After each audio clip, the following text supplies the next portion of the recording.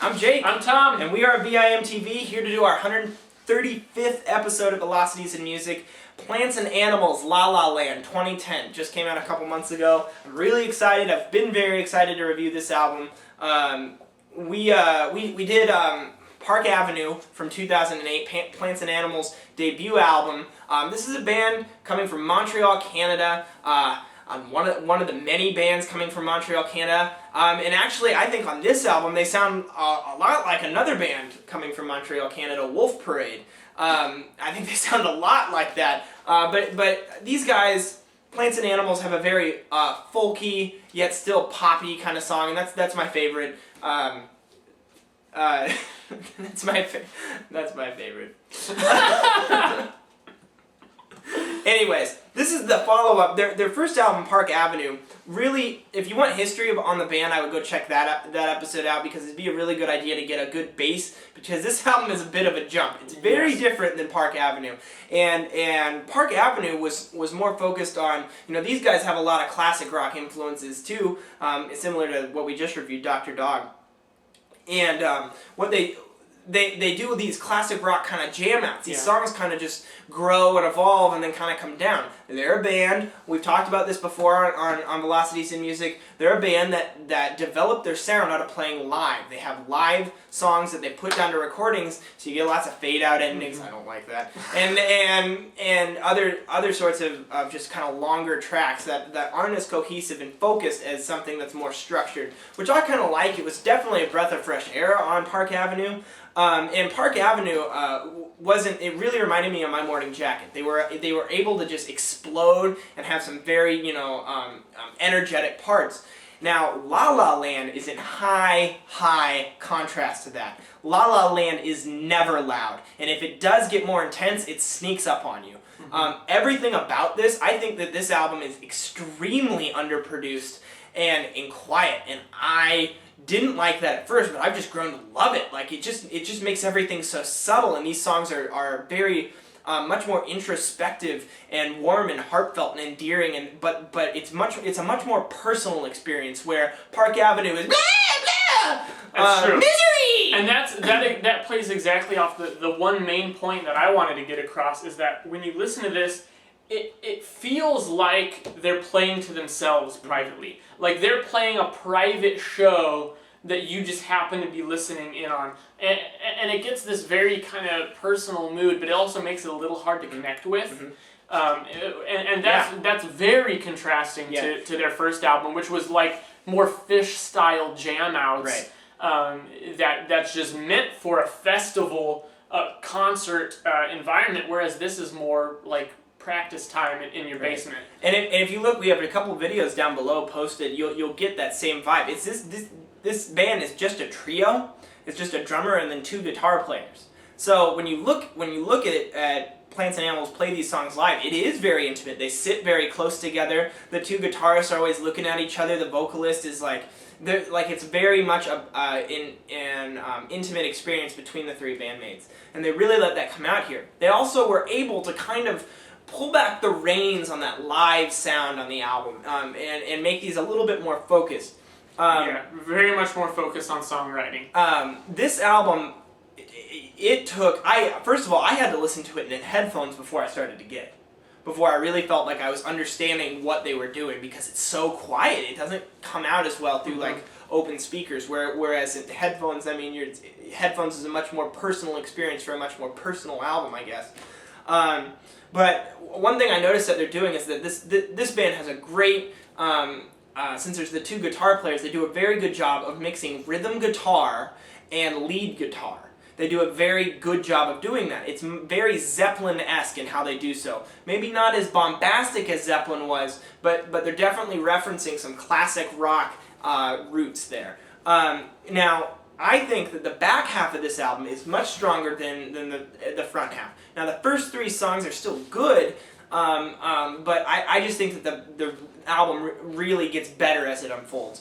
The first three songs all have the rhythm guitar driven, and it's pretty much the same rhythm guitar part in all three songs. And that's something that I almost criticize, because it's like, what's the point? You know, if you're just gonna do the same thing 3 times in a row. First of all, why would you put those songs next to each other? Yeah, I was gonna say it would have been better if they had just separated them in the track order. Now the lead guitar gets in there and takes over, especially in track 2, Swinging Bells. It's really just a Zeppelin-esque guitar riff, and it makes it a lot better. But once you get into track 4, Undone Melody, that song just starts off really soft and slow, and then it just explodes into this very Wolf Parade Montreal, not of Montreal, but like Montreal, like the region, kind of bands that come from that area, kind of explosion. These guys, man, did they, I'm trying to think. I think that these guys know the Arcade Fire, they've worked with the Arcade Fire before, and that's very evident in their music. Track 5, Kon-Tiki, gets kind of this like beach-esque like vibe to it, and it's a very good track. But these songs, they're very slow and soft to start off, but they really build a lot like My Morning Jacket does their songs. And I found that a lot of their compositions were just much more robust on this one, whereas in Park Avenue they were really relying on just the loudness and intensity of just playing live and that climax to really carry their songs. Here they're focusing a lot on songwriting and building their songs, playing with song structures, all that stuff. Now, the last track, Jeans, Jeans, Jeans, is damn near an instrumental track. There's only just a couple lines in it, and you're going to wait a minute and a half before you get them. It's a damn good song. But that song's awesome, and it's definitely the most Park Avenue-like song. Yes. And it's interesting that you don't get that until the very end of the album. That you're like, wow, this is like an entirely different band, and then it's almost like that song comes in and tells you, no, we're still Plants and Animals, we're just doing something a little different. Mm-hmm. Yeah, they went for a much more art rock on kind of vibe on this one, and it works. I really do think it works. I found myself, thinking that this album was just okay at first, and to really, really, really loving and caring about this album. Like I feel very attached to this now. And I will definitely come back to it, but I really like this album now, and I think this is a band that is going to be in the spotlight in indie music for a long time. I think so too. And that's something that I really like. You want to throw in anything before we pick tracks? No. Cool. You want to pick tracks? Yeah, I'm going to go with track 5, Kon-Tiki, track 7, The Mama Papa, and track 11, Jeans, Jeans, Jeans. Mm-hmm. I picked 4 because I found that if I didn't pick 4, then I was going to end up picking 8. And I didn't want to do that because these songs are very different in how they're made and how they sound. So trying to pick them, it's really hard. It's like trying to pick your favorite Starburst jelly bean. It's just very tough to do. Track 4, Undone Melody. Track 5, Kon-Tiki. I really like track 8, Fake It. That has a awesome kind of ending bridge part in it. And then track 11, Jeans, Jeans, Jeans. But I just want to shout out, The Mama Papa is awesome. I got a video of that down there. Track 9, Celebration is good. Like, all of these tracks There's are not really a bad good. song. Yeah, really this is a very solid effort, a very solid release. Now, is it better than Park Avenue? I'd say in some aspects, yes. Some aspects, no. How do you feel? I mean, putting you on the spot there. I think it's more consistent. I think it's a little more mature too. Yeah, I think the songs are more consistently good, but the high points aren't as high.